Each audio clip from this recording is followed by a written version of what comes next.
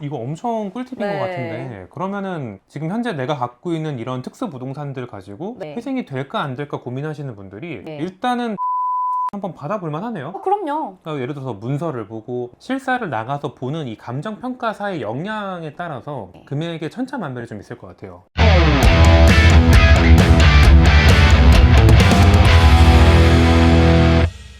안녕하세요. 이현우 법률사무소 홍성현 실장입니다. 안녕하세요. 하이테크 감정평가법인의 조승빈입니다. 반갑습니다. 저희가 이전 영상 1편에서는 이 감정평가 법인, 부동산의 감정평가가 개인회생에 어떤 영향을 미치는지에 대해서만 간략하게 한번 얘기를 나눠봤는데요. 네.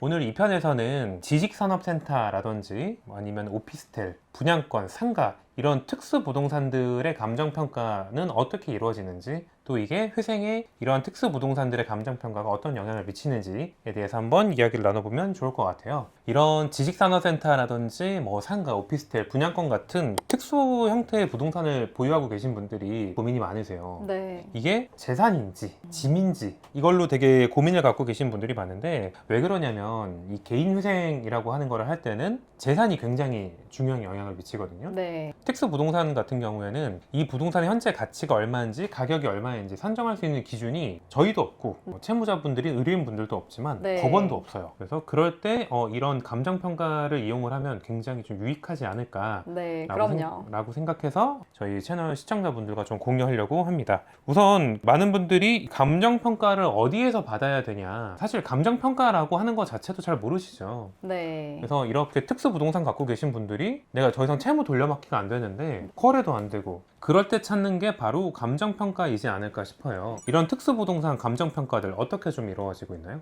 저희가 특수 부동산을 평가를 할 때 일반 부동산은 유사 거래 사례라든지 본건의 이제 분양 가액이라든지 뭐 이런 것들을 참고해서 평가를 하긴 하는데, 특수 부동산은 유사 거래라든지 뭐 비슷한 대상이 없어요. 그러다 보니까 본건의 평형, 그리고 위치, 준공 연도, 분양 가액이 또 어떤지 뭐 이런 것들을 첫 번째로 사전 조사가 이루어지고요. 두 번째로는 아무래도 특수한 부동산이기 때문에 현장 조사를 하면서 직접적으로 판단을 해야 되는 부분이 정말 많이 있거든요. 그래서 두 번째 현장 답사를 하는 부분이 크게 작용을 한다고 생각합니다. 그런 현장 답사라든지 이런 게 가능한 것들은 어디까지나 등기를 치고 현재 실제 존재하는 부동산이라고 볼 수 있는 거잖아요. 분양권은 어떻게 좀 평가를 해야 될까요? 이게 분양권은 사실 부동산 평가가 아니라 권리에 대한 평가이기 때문에 권리권. 네, 권리에 대한 평가이기 때문에 준공 현황이라든지 뭐 이런 거에 따라서도 많이 달라지는데, 분양권 평가액에 포함되는 부분이 권리가에 잔금을 냈는지 여부, 중도금 여부, 이제 분담금 여부 뭐 이런 것들이 많이 고려가 돼요. 그래서 실제로 만약에 내가 잔금은 냈다, 실제로 분양권을 평가를 할 시점에 중도금을 낸 시점이다, 그러면 이 권리가액에 중도금이 포함돼서 평가액이 산정이 되는 식으로 평가되고 있거든요. 권리에 대한 평가이기 때문에 이것도 앞서 1편에서 말씀드렸다시피 1차 감정평가, 그 다음에 두 번째 감정평가, 이렇게 복수평가로 이루어지고 있습니다. 저도 이 분양권 갖고 계신 분들이 회생을 할 때 억울한 부분이 진짜 많으신 것 같아요. 네. 왜냐면 이 의뢰인들 입장에서는 예를 들어서 5억짜리 분양권이라고 하면은 자기는 네. 5천만 원밖에 안 냈는데, 네. 법원에서는요 재산 평가할 때 너 5억짜리 재산 권리 갖고 있잖아, 네. 5억 재산 갖고 있는 걸로 쳐, 이렇게 해버리더라고요. 네. 이런 분들한테는 아까 말씀하신 내용대로라고 하면 네. 만약에 아직 중도금도 내지 않으면 네. 이거는 5천만 원짜리 재산이다, 네. 이런 식으로도 평가는 해볼 수 있다라는 거잖아요. 네, 맞아요. 이런 건 좀 어떠세요? 아예 시행사나 시공사 측에 뭔가 분쟁 소송 이런 게 들어가가지고 네. 건설이 안 올라가고 있는 건 어떻게 평가되나요? 이런 소송에 대한 관련 자료라든지, 그리고 여태까지 지불했던 그런 자료들, 서류만 있다고 하면은 권리에 대한 평가는 또 가능하다고 합니다. 예를 들어서 뭐 이런 부분도 있잖아요. 네. 지금 제주도에 뭐 어마어마한 지금 다들 뉴스로 많이 보셨겠지만 네. 이게 지금 용지가 아예 허용이 안 되는 곳에 지어버려가지고 아예 진행이 안 되는 이런 네. 완공이 불가능하다고 판정이 나버린 거잖아요. 네. 이런 것들은 재산 값어치가 굉장히 좀 낮다라고도 좀 평가를 해볼 수 있는 가능성은 있겠네요. 그러면? 그럼요. 실제 처음에 분명히 이제 시공사라든지 그런 쪽에서 우리 건물을 사세요라고 홍보를 하잖아요. 그거랑 사실이 명확하게 다른 경우는 그렇게 평가가 필요하다면 낮게, 현저하게 낮게도 가능하겠죠. 왜냐면은 분명히 처음에는 이게 지식산업센터 혹은 오피스텔이라고 해서 내가 분양을 받았는데 갑자기 뭐 용도 변경이 안 된다, 허용이 안 된다, 부지가 안 난다 이런 식으로 네. 몇 년째 계속 지연되고 이런 네, 분들이 네. 있는데 이게 문제가 생기는 게 어찌됐건 중도금 대출을 받아서 들어가시거든요. 네네. 중도금 대출 은행들에서 이제 뭐 니들 계속해서 지연되는 것 같은데 자 이제 우리 돈 갚아 이런 네. 상황이 와버려서 이제 문의를 주시는 거거든요. 네. 그럴 때가 좀 이런 감정평가가 엄청 도움이 될 것 같아요. 이제 얼마 전에 제가 의뢰드렸던 분양권 얘기를 한번 같이 해보면 도움이 좀 네네. 될 것 같은데요. 그분 같은 경우에는 현재 이 분양권에 대해서 계약금도 시행사가 빌려줬었어요. 그 시행사 측에서 이 분양권을 빨리 팔아치워야 돼요. 시행사들이 자기 돈으로 영업을 하는 게 아니거든요. 네. 남한테 돈 빌려가지고 완공하면 거기에 나온 차익을 얻는 건데 미분양이 나면 자기들이 수익이 안 나요. 그렇죠.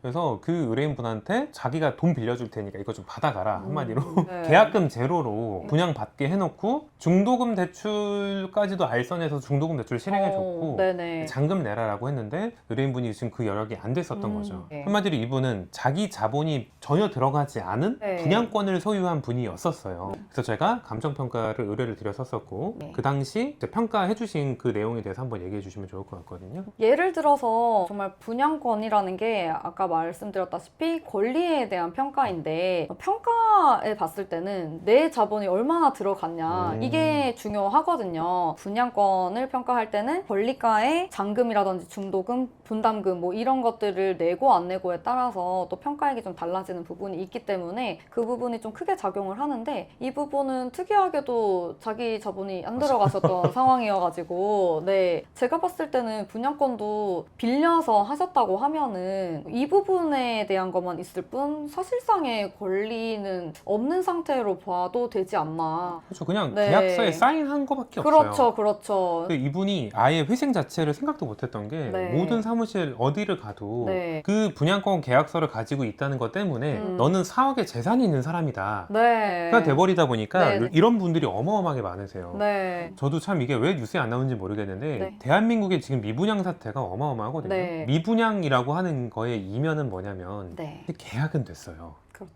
잔금이 안 들어온 건을 말하는 거예요. 네. 일주일에 수십 명의 분들이 네. 지금 이 분양권 갖고 있는데 잔금 못 내겠다. 어떻게 해야 되냐는 문의가 들어와요. 네. 근데 사실 다른 대출이 아무것도 없고 분양권의 잔금만 못 내신 분들은 네. 제가 도와드릴 게 없습니다. 그분은 현재 내가 가지고 있는 이 분양권을 어떻게 감정평가를 받는다고 하더라도 네. 이 잔금 이외에는 대출이 없으신 분들이에요. 네. 그러면 이런 분들은 사실상 현재 채무가 있다고 보기가 어렵거든요. 네. 네. 그런 분들이 만약에 다른 대출도 있다면 사실 회생이 가능한 길이 열렸다는 거예요. 감정평가를 통해서. 네. 네. 그래서 이분 같은 경우에는 이 상태로는 분양권을 법원에서 전액을 재산으로 잡으라고 했을 경우 회생이 될 수 없는 상황이었어요. 네. 하이테크 감정평가에서 현재까지 내가 납부한 뭐 계약금, 중도금 현황, 잔금 등을 통해서 현재 그게 마피가 났었던 사례를 하나 찾아주셨더라고요. 네, 실제로 네. 그 분양권에 대해서 마피로 거래가 되고 있다라고 하는 거는 사실 감정평가 법인이 아니면 알기가 좀 어렵다고. 아, 그렇죠. 아무래도 그런 사례들을 찾아서 지금 현재 정말 객관적인 지표를 평가에게 녹여야 하기 때문에 그런 것들은 굉장히 중요하고 그런 것들은 감정평가사가 아니고 뭐 일반인 분들이라면 정말 좀 노력을 들여도 쉽지는 않으실 거예요. 그래서 그 덕에 정말 감정평가 금액이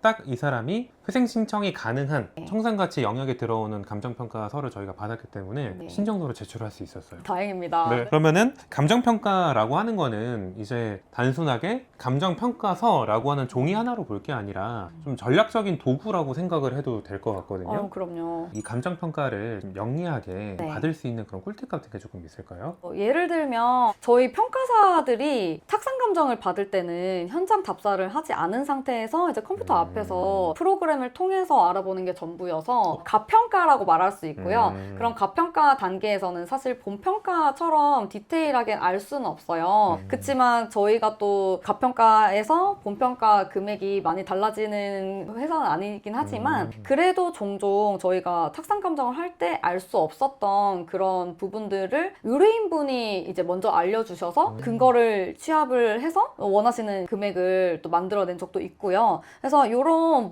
저희가 모를 만한 뭐 현재 부동산이라든지 뭐 공실률이라든지 아니면은 사실 뭐 위치라든지 또 좀 더 디테일한 것들 그런 거를 저희한테 먼저 좀 알려주시면 저희가 조금 더 깊게 변평가 수준으로 평가를 해볼 수 있습니다. 이 의뢰인분 입장에서는 감정평가를 막상 돈 내고 의뢰를 했더니 네. 이 평가 금액을 받아도 내가 네. 회생이 안 된다 네. 라고 하는 상태가 돼버리면 네. 돈만 날리는 꼴이 될 그렇죠. 수가 있잖아요. 탁상 감평은 그럼 무료로 받을 수가 있는 거고 그렇죠. 그렇게 하셔도 되는 거예요? 그럼요. 제가 어. 우스갯소리로 항상 의뢰인분한테 말씀드리는 게 100개든 500개든 괜찮으니까 편하게 의뢰를 주세요. 저는 정말 한 건 한 건 연락 오시는 것만으로도 좀 감사해서 한 건 한 건 성심성의껏 하고 있거든요. 편하게 주시면 정확하게 가평가를 해드리고 있으니까 편하게 문의 주십시오. 이거 엄청 꿀팁인 네. 것 같은데 그러면은 지금 현재 내가 갖고 있는 이런 특수 부동산들 가지고 네. 회생이 될까 안 될까 고민하시는 분들이 네. 일단은 탁상 감정은 한번 받아볼 만하네요. 아, 그럼요. 좀 얼마든지 주십시오.